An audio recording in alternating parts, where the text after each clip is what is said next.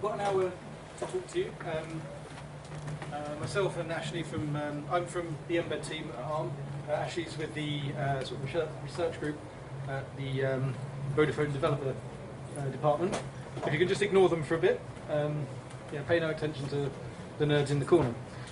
So our talk today is about cloud connectivity for microcontrollers and connecting embedded systems to the internet. But to give you a bit of context of why we're here, I'm going to put a shameless plug in place. We've been working with the guys from Vodafone. As I say, we're from ARM. We do the microcontroller that you see there. And we've been working with the Vodafone guys for the last 6 months or so to try and enable microcontroller technology in the cloud. And we're doing this by using 3G USB technology and making that accessible. As of today, we have a beta program that we're opening up so users can get access to the code base. I've very subtly put the URL there. If you're interested in taking part in that beta trial, you can go there and sign up, so please don't be shy. For the duration of this presentation, we'll be using one of the little demos that we hacked together when it works. The idea is to show how an SMS system might be used for instant feedback. So if you text your questions to that number, we'll read them off at the end. Basically just text into a thermal printer. Right, to give you a bit of context about the embed platform, which is the microcontroller we've enabled, I'll go back a few years and give you an idea of some of the research we did. So the reason we are investing in this rapid prototyping platform is because there was lots of changes in the world of microcontrollers. So traditionally the dominant cost of microcontrollers has been the amount of logic inside it, the amount of gates. These days as process technology has shrunk, actually the dominating cost is the size of the flash memory and the RAM. So now for any microcontroller of a given memory configuration, actually the nature of its architecture is neither here nor there. And the good news from that is you can now get 32-bit Cortex-M3 microcontrollers for around about $1. So all of a sudden this sort of quite powerful technology competes with the older 8-bit and 16-bit technologies that dominated for so long. Secondly, microcontrollers are getting quite powerful nowadays. The particular one that we're using, all-in-one package, has all the things you'd expect in a microcontroller: digital interfaces, serial interfaces, analog interfaces. But you also find things like Ethernet, USB host, USB device, CAN, I2S, all these sort of high-level media interfaces. And they're all in the same package. You've got lots of memory in there, so 0.5 mega flash, 64 Ks of SRAM. And these are all the parts that are just $1 or so. So all of a sudden your bill of materials can include parts that have high-level functionality and quite a lot of processing power. And of course this means they're interactive as well. So now that you have USB in a microcontroller, applications that plug straight into a computer, or Ethernet gives you applications that go straight onto the cloud. And we think that gives lots of opportunities for microcontrollers in the future. When we looked at people designing with microcontrollers, we saw that there was a bit of a disconnect, really. The industry hadn't changed in a long time. It was quite old and fusty and out of date. So when we did a bit of research, we saw what had happened in other industries. So if you take 3D printing, 2D design, web frameworks, people don't put up with long time scales or long development cycles. There's this notion of rapid prototyping. So you can print a 3D model of something, you can knock up something in a CAD package and print it out, or you can even build a web application very quickly by using a rapid prototyping platform. So we set out to do exactly the same for microcontrollers. So the embed platform is a developer website to support our platform, an online compiler, so this is the tools for writing your code, all hosted in the cloud. Think webmail, but web compiler, same sort of idea. And we've also put a lot of work into high-level peripheral APIs, so this is abstracting away the complexities of the silicon devices and making them more intuitive and easier for people to use and apply to their own problems. And it's all wrapped up in a lovely little prototyping form factor that you can breadboard with, thus. So, because I'm a sucker for punishment, I've decided the best way to show you guys how easy it is to use this stuff is to do a very quick sort of live demo. First thing about the embed microcontroller is when you plug it into your PC by USB, you get a USB flash drive appear. And this is how you interact with the device. It means it's driverless, it runs under Linux, Windows, Mac, you're not bound to any one particular platform. All the tools are hosted in the cloud, so we find ourselves going off to the internet to register, and this is where I hope our internet connection is held. Now, as it happens, I already have an account for Embed, you'll not be surprised to know. But the idea is to get people going as quickly as possible. If someone has a quick win, they'll invest more time. So straight away, we would have registered by now. It's just a case of putting in a couple of details and hitting register, and this is the landing page. So the first thing I would do as a new Embed user would be to download a program just to flash an LED, my Hello World program, prove I'm in control. So I download that, I save it straight to my Embed microcontroller's flash disk. See a little light flashing as it downloads. And very, very quickly I can press the go button and I'm now flashing an LED. Brilliant. Not particularly exciting, but it kind of proves the point that very, very quickly you can do something that would traditionally take quite some time. So that's the registration process. In terms of actually using an online compiler, it's fairly simple again. It's linked from our main website, as you can see there, with a big subtle red arrow.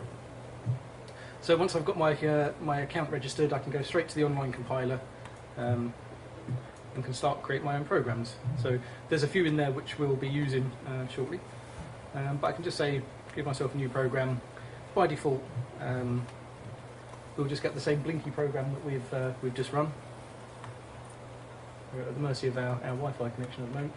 If people are concerned about online tools, yes, this isn't ideal. We're obviously at an event where the Wi-Fi is being hammered, but you don't have to worry. If you don't want to use the online tools, you don't have to. We're not trying to lock people into any one particular platform. Any program that you create on the online tools, you can just as easily take offline and use under GCC or any other compiler of choice. I'm going to give it another 20 seconds, then give up, I think.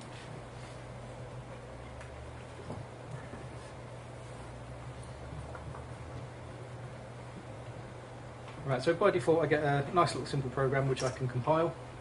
I'm assuming that goes quickly, yep. I can save that to my Embed flash device, press the go button, and hopefully I'm now flashing the other LED. Brilliant. Again, not particularly exciting, but I'm just trying to show you the ease of the use of the tools. Now the actual compiler on the back end is RVCT 4.1. It's the same compiler that's in all ARM's professional tools. All we've really done is put it on a web server and provided a very clean, sort of simple cut-down IDE to it. I'm very aware I don't want to get too far off topic. So that's us getting started. Now, a lot of the work we've done with Embed is trying to make it easy for people to experiment and prototype with ideas that they have. So I just want to show you how easy it might be to wire up some kind of sensor. So the one I'm going to use for this example is a temperature controller. So most embedded applications that use microcontrollers are really interfacing with the real world. It's about sensing, actuation, communication, that sort of thing. So the temperature controller we're using is a little I2C device. I don't know how many of you, show of hands quickly, how many people are software orientated here? Hardware happy and friendly? Okay, seems about right. So this is just a little I2C temperature sensor. I2C isn't the nicest of protocols, but we've done a lot of work to try and make that easier. So here is a code snippet of how we would talk to this sensor. We've provided very, very high level object orientation. So we have an object of type temperature sensor. We tell it which pins on the embed to hook up to, and then we can just spin in a while one loop to make it work.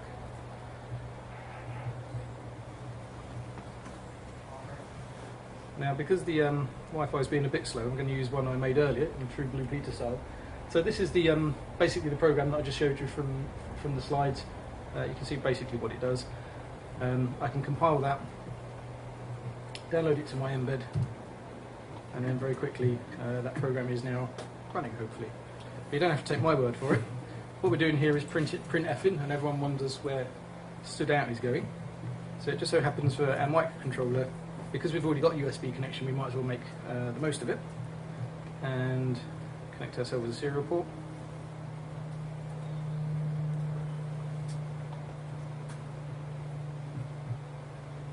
Right, great. So again, not particularly exciting, but very, very quickly you can see how you might have gone from wiring up a few wires, using some very, very high level abstractions to actually sort of sense in some real-time data. And if I put my finger on it, it should,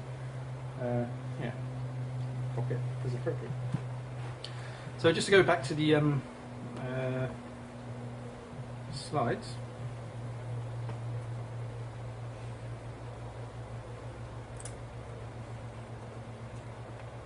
Right, so that's how to get going with something as mundane. But what about communication? So imagine my temperature sensing application is an industrial or commercial greenhouse. So as with most embedded applications of this nature, there's going to be some kind of actuation or feedback. So I might have a temperature sensor driving a servo motor, and as it gets hotter and hotter in my greenhouse, I open some ducting. Well, that's great. But then what happens if the temperature carries on going up even when the ducts are fully open? You know, what do I do then? Well, it's at that point that a closed-loop control system really needs to become a communication-based system. So obviously the solution to that is introduce some kind of communication. Now, in a greenhouse scenario, you might not have Wi-Fi to hand or any other bits and pieces. But as our friends from Vodafone assure us, their network is absolutely everywhere, so if we can rely on that, that's great. We can communicate wherever we are in the country. Now, the good thing about the Mbed microcontroller is we have a USB host interface, which means all of the consumer devices that have USB connectivity become applicable to our microcontroller, our humble microcontroller. Now, over the last 6 months, we've actually been putting a lot of work of and effort and blood, sweat and tears into actually making what is essentially a off-the-shelf commercial USB 3G dongle work with this microcontroller. So from a hardware point of view, it's really easy. It's just 4 wires, it's just USB.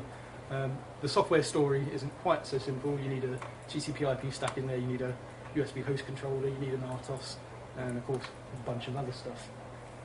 I say it like that because I'm a hardware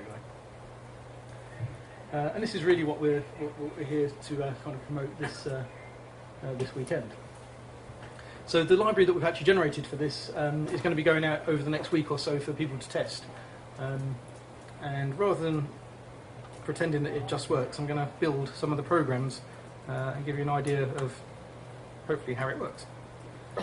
So the first test I'm going to do with my USB dongle is to just send a random text message.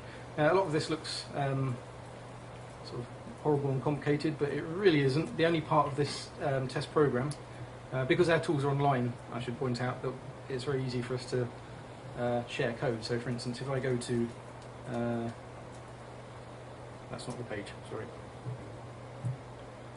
Yeah, so I've basically imported this program from a Subversion URL that's hosted on our page, so we can get updates and understand when there's been new revisions to the software and so on.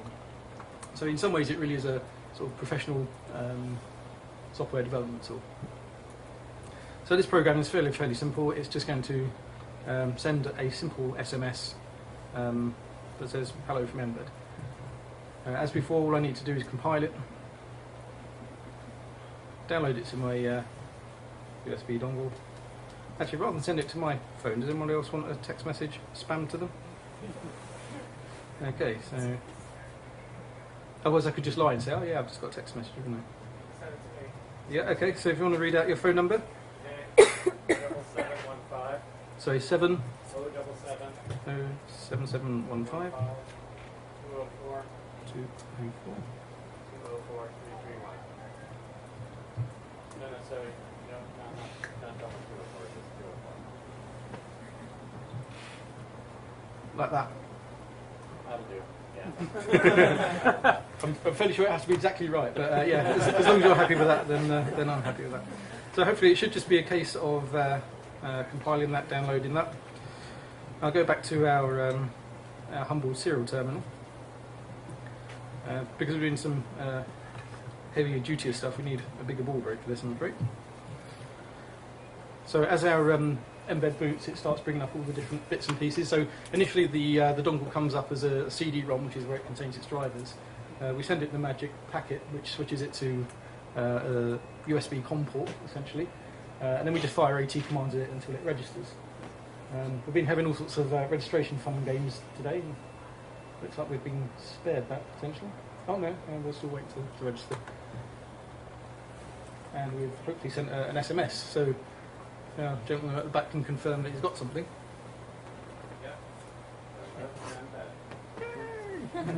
So, awesome. I was going to actually live code this, but I bottled it in the end, quite frankly. Right, So that's proving that we can actually send SMSs from what is essentially an off-the-shelf Vodafone dongle and a cheap microcontroller. And just to prove they are actually commercially off-the-shelf and easy to get hold of, we had to actually blow, I think, four of them up between us yesterday afternoon. So this morning was spent frantically driving around Tesco's refreshing our stock.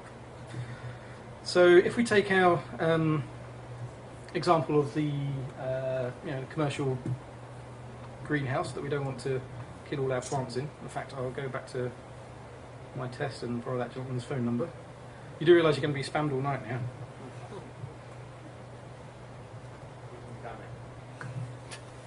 Okay. So what was the big ugly program before, because it was the test program, hopefully boils down to something quite simple. We're going to send a quick test message to say we're a temperature alerter, and now we're going to spin in this loop, just reading the temperature off of our sensor, and if it hits 27 degrees, hopefully you'll get a text message saying it's done exactly that. So if we compile that.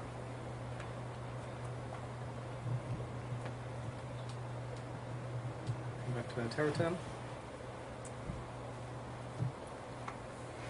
Hopefully the dongle is already registered with the network, so this should be quite a bit quicker. So it's nowhere near hot enough in here at the moment. I'm not going to kill any plants like this. So hopefully the joy of being stared at by a whole bunch of people will get my body temperature up high enough to trigger it. This is the thing. Right, you're going to have to stare harder. You've got to get this one.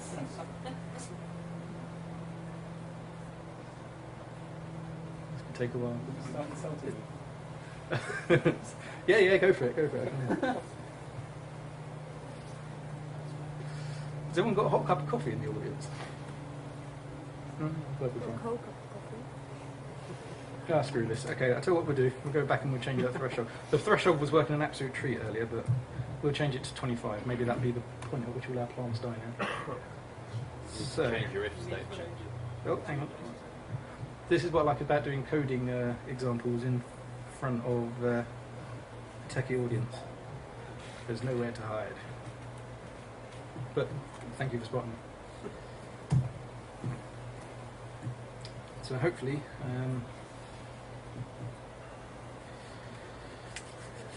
hands a bit warm. So you should have been spammed again by now. Yep. Okay. Let's see what we can do.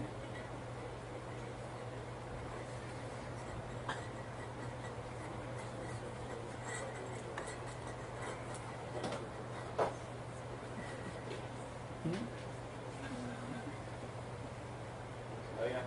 25.5. Close enough. I blame that on rounding or something. So yeah, so in a real application you can now go and tend to your tomatoes or whatever it is you need to do. Okay, so SMSs are all very well and good, but I've read something in the newspaper a couple of months ago about called the Internet of Things or something. Apparently some company said it's going to be big. Someone said it's going to be big. Yes, oh yeah, and they're always right. So Yeah. And Cisco said something about it as well, but yeah, I'm not sure they know what they're talking about. So is anyone here from Cisco? Or say shocking things like that? Okay. So I'm going to go back to my slides for a bit. There'll be no, not that one. So we've talked about this is what I want to talk about, because I think this has got something to do with the Internet of Things. So HTML5, which you're probably all more familiar with than I am, to be quite honest, has introduced a couple of new features. And one of the best things is full duplex communication over a single TCP socket in the guise of WebSockets or secure WebSockets. So currently websites like, well actually all of them, including embed.org, have to do horrible polling, AJAX, asynchronous nastiness, and WebSockets really hopes to sort of take that away really and make the world a lovely place. So the implementation is just like HTTP, so it does a request and then it asks for an upgrade to be a WebSocket, and then from there on you can do bidirectional communication. If anyone knows more about WebSockets than I, then yeah, please feel free to tell everyone at the end. Sorry? Ah, that's someone else. Okay. So we decided that this would actually be quite an interesting interface to expose, and we're now going to run a quick demo showing how you might stream live data. So if you didn't want to just rely on getting a text message when your tomatoes are about to cook, you might want to monitor in real time just how hot they are if you've got that much time on your hands. So we go back to our compiler, and it just so happens that I have a program here, which again, using the USB 3G dongle, instead of making a connection, an AT command connection and talking text messages, we now make a WebSocket connection here, which gives us the context we need to communicate. And then we're just going to spin in a loop every 3 seconds or so, sprinting a JSON string based on some numbers that we are pulling out of the temperature sensor. Unfortunately, the scaling on the graph is a bit weird, and I didn't have time to fix it. So instead, I've fudged some numbers in there. It's an audience of engineers, you know what fudging's all about, so I'm not going to apologise. So now I'm going to compile this and run that on our embed. If we go back to and trusty old Terraterm,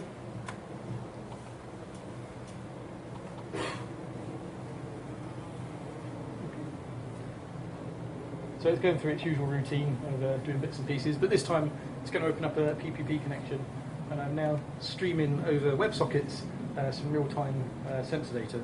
Minus 45 doesn't look quite right, in my opinion, but at least I can change it, which is nice. So that's one part of the story. Of course, the next part of the story is, where's that data actually going? So on embed.org, we've whipped up a quick Tornado server, and here we're just streaming data into a channel. Now, any other client that's capable of supporting WebSockets can subscribe to that channel and start pulling out data. So that's exactly what I should do. So hopefully I should be getting a real-time graph here. Yeah, that doesn't look right, does it? I'm going to wiggle the wires a bit. I blame it on the wires. It's always the wires. So what you should have been seeing there is a lovely graph changing as oh, hang on. Yeah, maybe we're back in business. I screwed up. Let's do something else.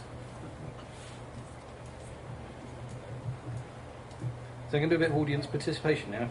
Especially, is there any C programmers in the audience? Excellent. Okay, so how do I do RAND exactly? Because I don't want to open up Google. Do I just do RAND? And then a percent of the... Oh, okay, so if I do... No, afterwards, yeah. Percent... Actually, let's see what our scale was. 200. So... that look like it might work? Yeah. Awesome.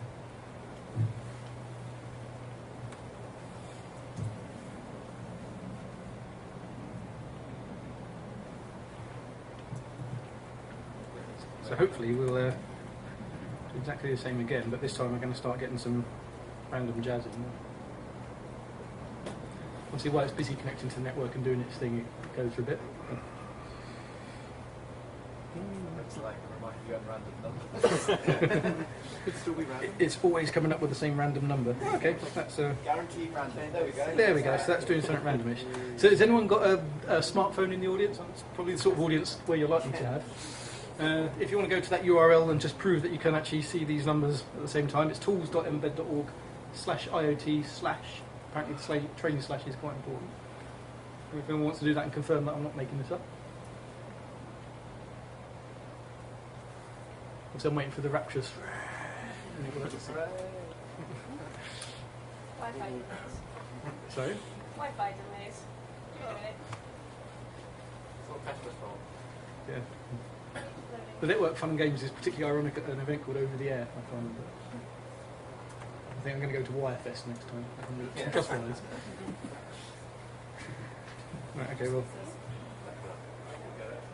Yeah. No. So you're basically seeing the same thing? No, you're not scanning anything.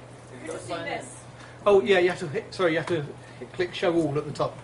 Sorry, that was the magic step I forgot to quite an important magic step, as it turns out. Yay! Right, okay, so hopefully we would have seen how with just a few quid's worth of hardware and off-the-shelf USB dongle we can do sort of real-time streaming of data, and it's not particularly scary coding either. It's quite straightforward. With a little help from the audience you can get it right, it's not too difficult. Can you see LEDs coming on and off, etc., or is it just? Hell yeah. I mean, from the PC side, over the internet. So Is there some way to represent the LEDs coming on and off, or do you just see the log? You know, you've been showing the log where it says. Oh, you and mean given the value? that log? Is there some pictorial representation that's given out the same as the graph? There's not, but that's because I haven't coded it. I mean, Alright. the hard bit is getting the bi-directional communication. We kind of have that now, so it's Alright. it's just a case of typing rather But if than. you had instrumentation that was switches, could you actually represent them on the same page as sort of a? Yeah, sure. So that page that we have is it's been bodged and reused. It wasn't originally an environment sensor, so it's measuring light, temperature, air pressure, barometric air pressure, and all other bits and pieces. And of course, you can do other things like have buttons on this page which control back to the hardware as well. So it is a bi-directional link. It comes down to your own creativity and your ability to type C code, really. Right, so you can feed values back. Yeah, if you wish. It's like I say, the hard bit is establishing the channel, but that's been taken care of. So it really does come down to your imagination and what you want to do with it. So I'll take a question up from here for you. Oh yeah, go for it. Can you give me a Galaxy S3? No. Next. How much does an embed cost? £39. Available at all good retailers. Clock Digi, I don't know what that means. Could it be improved and are there plans for own? Or It says own. own. Well, if you want to be anonymous, you might have to quickly explain what own is. Yeah. Anyone? What's up with this guy in Tomatoes? Tomatoes. What are tomatoes? Okay. Tomatoes. Oh, tomato. Oh, tomatoes. I don't know where that come from actually. There's a new line. Yeah, you say tomatoes, I see. I don't know. I don't have a particular fetish for tomatoes. It's just, yeah, I've been challenged to build a greenhouse thing by someone a long time ago because their tomatoes die regularly. I don't see it as my problem, but there we go. There's been some people trying to hack it seems as well. What? Sending escape characters to try and Yeah, are there any magic kill characters for that? yeah, just look at the manual. Okay. Find that. Yeah, it's only a 3 metre roll, so if you can find the line feed command, just keep sending that, that'd be awesome. Okay, getting back on topic, I suppose. So the summary really is that we think that there's a massive opportunity just for microcontrollers in general because of their power capability and cost. Embed is really there to help people experiment with this, prototype, try out new technologies and ideas. And just an experimenting tool, really. For the Vodafone part of things, we think that 3G connectivity could bring quite a lot to this, to this area. People building things that sort of connected. If you have SMS connectivity, they could be anywhere in the world, and you can still communicate with them. Within the bounds of the UK for now, you can have this lovely bi-directional communication with them. The important thing is it's all off of readily available hardware. So, as we said, the embed's available from all good stockists, and it's relatively cheap. As I found out this morning, you can even buy the dongles from Tesco. So it's really about accessibility and getting this sort of technology into people's hands. So I would, just plug in again while we're here. If anyone fancies beta testing this, then go to the subtle URL. Questions? I think we've already done, unless anyone wants to. There's a couple more came through. So one was great demo. Does this work for all 3G dongles? The answer is at the moment no, because it's like a private beta. But eventually, the intention is that this code is going to be open source once it's been tested and out run beta. So if you can modify it, to work in. Two questions. The IDE is all on the web. I'm sorry if I missed it. Can you also have an offline compiler if you want? Yes, absolutely. So we took a lot of heat in the early days about online compilation only. It seems that a disproportionate amount of people want to compile whilst at the top of a mountain or on a plane. We never predicted that one. So what we did is we added the ability to, say, right-click and export a program. And you can either export it to something like Microvision, which is a fairly industry standard tool, CodeRed, which is another one that's basically Eclipse plus GCC, or just get tarballs for these two tool chains. So there's no, we're not trying to lock anyone into any particular platform. And can it run off a battery as well, or does it have to be plugged into the mains? No, you can run it off a battery. Obviously, the size of your battery and how well you've power optimised your code depends on how long for. We haven't put too much effort into making this as optimal as possible because it's a prototyping tool. But yeah, with an appropriate battery, you can probably have a month's worth of runtime. If you want to come over, we've got some like batteries and stuff over in our hacking stations, and nobody's actually powered up the battery yet. So if you want to be the first to do it, you put it together. Yeah, I should also say we're in the bar area of the mansion house. We've got a bunch of laptops, a bunch of dongles, a bunch of embeds, and a bunch of stuff.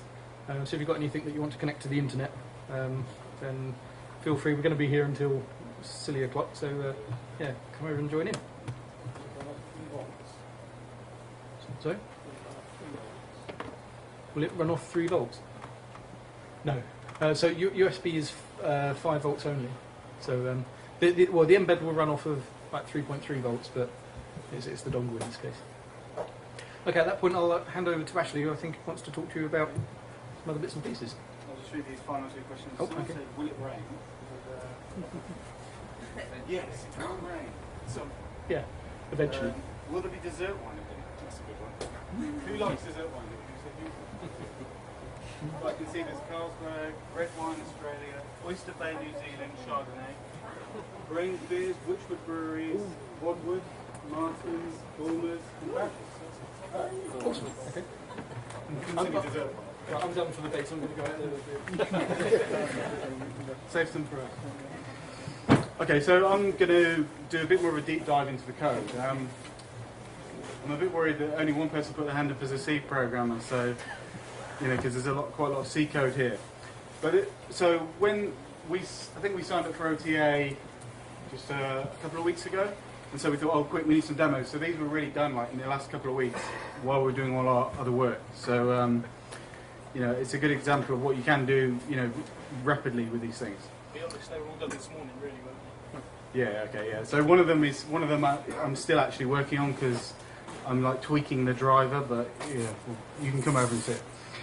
Okay, so I'm just going to introduce the dongle API, what's there at the moment, and then talk about this question mark thing, show the code for that, and then go through this other application called the VGA node. Okay, so here's the header file with some stuff taken out. This is as it stands at the moment. Now what we want is to get feedback off people to know what people want in this library. Does it mean it's being funded, the development is being funded. So if you want some like professional stuff in there, not that amateurs can't produce good stuff. If you want some good stuff in there at our expense, then tell us and we'll put it in there. Okay, so obviously you've got the constructor, right? I'll skip over that one. Now, the other thing in there is to connect. Now this gets a PDB context from the network and gives you an IP. So in mobile networks, you don't have an IP all the time. You have to establish a PDB context and then get an IP because these things are constantly cycling. They're being torn down and put back up all the time.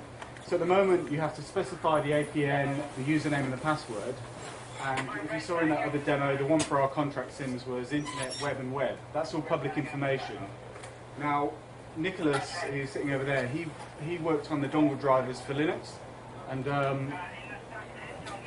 we've got some tricks so you won't actually have to do that when we get to the release version. It'll automatically detect the APN. But maybe you want to connect to your own private APN. So once you've connected, then you might be wondering, hang on, I can't see any kind of IP stuff.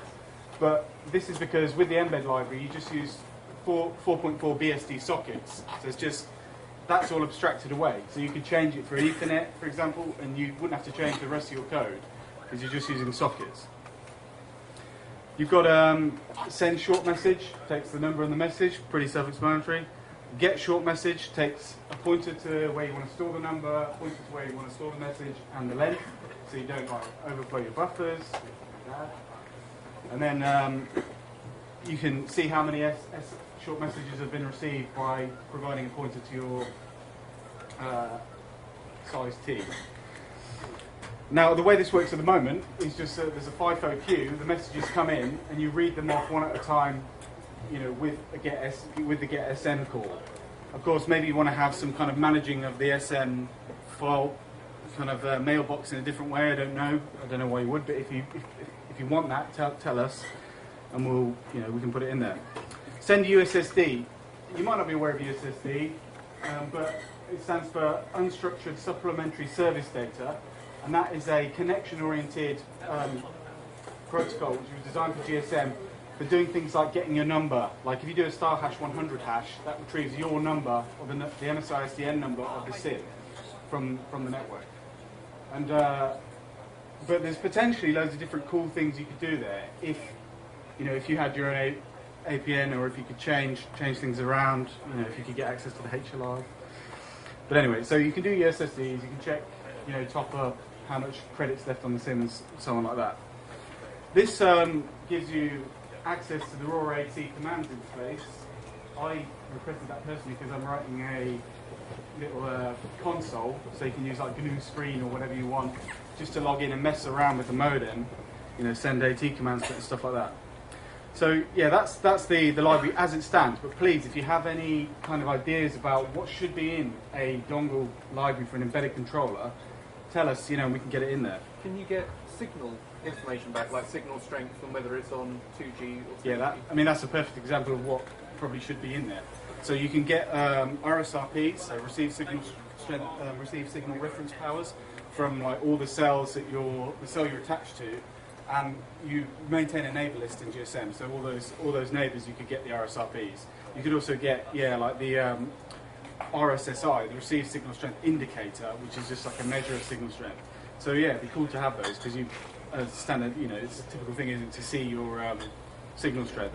Cell broadcasts as well, or would that be out of respect? Yeah, I don't know about broadcast, but because I don't know anyone that actually uses cell broadcast. No, but it's nice to have those. Yeah. Do you use a translator based on where the phone was registered? Translator. Yeah, like based on where the phone was registered. If it's a +44, it's English, or if it's Oh, what, to determine location would be a good call to make. That'd be a good call to make over USSD, in my opinion, because then you wouldn't have to establish a PDP context to get an IP. You could do that over even when you don't have GPRS, right? Which is pretty crazy. But yeah, so location I think would be a good one.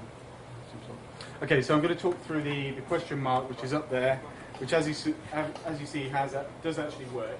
We were messing around with it to begin with because as we were carrying it over, it ripped out the barrel jack which powers it. So we had to quickly sort of do Mission Impossible when he's biting the wires.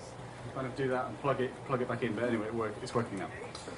So I saw this. There's a thermal printer. This is an printer which is I think sold and marketed by Adafruit, and they wrote a driver for it for the Arduino. And I was at a meetup, Internet of Things 7, a couple of months ago, and someone had written a library for it to print out pictures. But there's a whole bunch of people using that thermal printer, receipt printer, like for doing things like there's the Berg Little printer, for example. They don't use that one, but they use another thermal printer. But it's a good demo because it fits on one page. But if you think about it, the problems we've had with Wi-Fi here, and in some circumstances where you don't have Wi-Fi, you might want to have some kind of ad hoc feedback point where you can just deploy it, especially perhaps in developing countries. So anyway, it's just more of a proof of concept rather than an actual product or something like that. So yeah, the thermal printer is popular using Ethernet. It's cool stuff like in a cigar box. So this is a quick question mark. Thermal printer with dongle SMS. How's it laid out? You've got your embed microcontroller there. I'm taking the 5-volt on the ground to power it. Actually, you don't need that line because they're all tied together, but I only learned that today. And then we've got this Adafruit thermal printer, which just takes a ground, 5 volts in, and then it's just got a TTL serial interface. Now, the driver for this is extremely simple to write because, well, guess what happens when you send ASCII characters to it? Yeah, it prints them out, right? So it's not exactly rocket science. Then we've got a dongle plugged in here as well, which is on the USB D- and D+, and it takes its 5-volt and ground from the same rail. So everything's like on the common ground. So that's how it's laid out, and this is the code for it, which fits on one page. So we start just by declaring the modem. And of course, in C++, that actually calls the default constructor as well. So that's actually already constructed. But yeah. Then there's the Adafruit thermal printer library, and I've said it's on pins 13 and 14, which are these two serial pins here. Now this Adafruit library was written for the Arduino, so I quickly ported it to the embed, and yeah, it didn't require many changes, so that was useful. And then you call printer begin to start the printer. I've got some memory allocated here to store the receiving number in and to store the message in. So if you send more than 256 characters, it's not going to go through. I don't know. I think that's the length of an SMS. I can't actually remember why I chose that number. And then also somewhere to store the callback from get SN count. So then, yeah, when it fires up, it sends me a message saying that it's online. So that's my number, which is publicly available. So there's nothing new there. And then we go into a loop. Now in this loop, it just checks to see if the modem has any short messages. So, well, actually, this is just loading the number of short messages into this variable. This is kind of this C syntax that you see where they're doing that action and the comparison in the same step, which looks a bit obfuscated, but they do it all the time. So, you know, it's just something to get used to. So once we know how many SMSs there are, is it greater than 0? Yes, it's greater than 0. We've got an SMS. Get the SMS, load it into the number buffer and the message buffer. If that was okay, so we've done that, and also if that was okay, then simply print the message buffer and feed it. So, you know, send some new lines so that, because where the thermal head is, it's like underneath the lip, so you need to feed it a bit to be able to see the message when it comes out.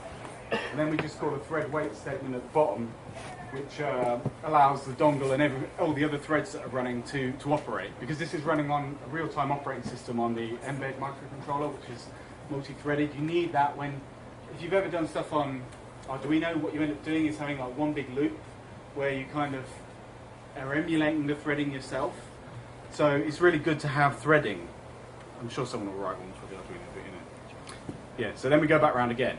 And that's all it is. So it's very, very simple. It's just one sort of page of code and allows you to, you know, write something like that. I think anyone can do this. It's very straightforward. So the second application is called a VGA node. And what this is a Mbed microcontroller, a dongle, and a VGA camera. So this takes pictures at the breathtaking resolution of 640 by 480, and then it stores the image on there, and then you can retrieve that image over the serial interface. I was going to use a USB camera, but at the moment you can only use one USB thing at a time. That's going to change in the future. But anyway, so that's what I used. It's off the shelf. It's easy to get hold of. Here's the circuit diagram. You've got the Mbed again. Then you've got this camera, which just takes 5-volt ground and these transmit and receive. I'm just connected to the same pins again, and the dongle again. So it's actually quite a straightforward application. But there's 3 parts to it. There's the camera driver, the client code, and the server code. So starting with the camera driver, there were a couple already written, but I wanted to write my own just for no reason. So how do you do this? Well, you look at the manual. First of all, you need to set up a serial connection to the camera. So this is establishing the serial connection. And then, how do we actually control the camera?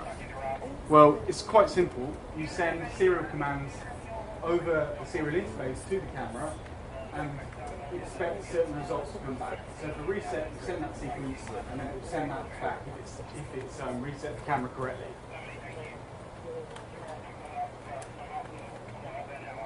Okay, so the kind of process overview for the driver, the way I wrote it, is I just defined all the sequences in C and their lengths. Then you've got to have something to push the sequences to the camera, and you've got to have something for wait for the response. Now, it's not that simple to do it when you've got a blocking request in a multi-threaded environment, because the Mbed hardware buffer is only 16 bytes. So this is a problem I found out today, in fact, where you have to be very careful. So I think I'm going to have to rewrite this as an interrupt-driven driver instead. But anyway, you'd still use the same kind of things. And then, so to actually use this, I would put this sequence to the camera, and then wait for the response. and that wait for sends a boolean saying yes or no, it's successful or not, and then that's how I would like reset the camera, for example. To actually take a picture and get it onto the embed is a little bit more involved. Now I've said here, if you can understand the docs, because this documentation can sometimes be quite hairy when you buy these like cheap things that you just want to get up and running. So what do? We send this command to take a picture over the serial interface. It returns this. Great. Now read the file size. Oh, but wait a minute. Where's the file size? Oh, that's right. Looking in somewhere else in the documentation. Yeah. So this flowchart is from the documentation, but it's obviously conflicted because it says here that this is actually what was returned, not that. And the most significant byte and then least significant byte file size are sent at the end. So you have to load those in, and you get the file size. Now that you know your file size, you want to read the file off the camera, retrieve the file. So you send the memory address and the number of bytes to read, and then you increment the memory address, and say you've got a fixed buffer of, let's say, 16 bytes, and then you'll send the memory address of 0 and 16 bytes to read. Then of course you send the memory address of 16 and 16 bytes to read until you've read everything. And then once you've read it, what you do with it is up to you. So I was sending it over a socket to a Node.js server. You might want to dump it to a file or do something else. I think I'm going to change the code later, so if you come into our hacking area later, I'm going to change it so it writes it to disk and then sends it to the Node.js server just to make it a bit more robust so it can have retries and so on.